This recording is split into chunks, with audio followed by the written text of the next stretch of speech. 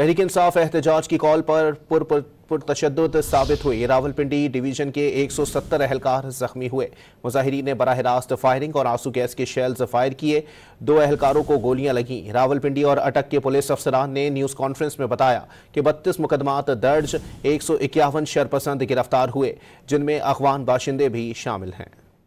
और 24 नवंबर को रावलपिंडी रीजन के 170 पुलिस अफसरान व मुलाजमीन जख्मी हुए।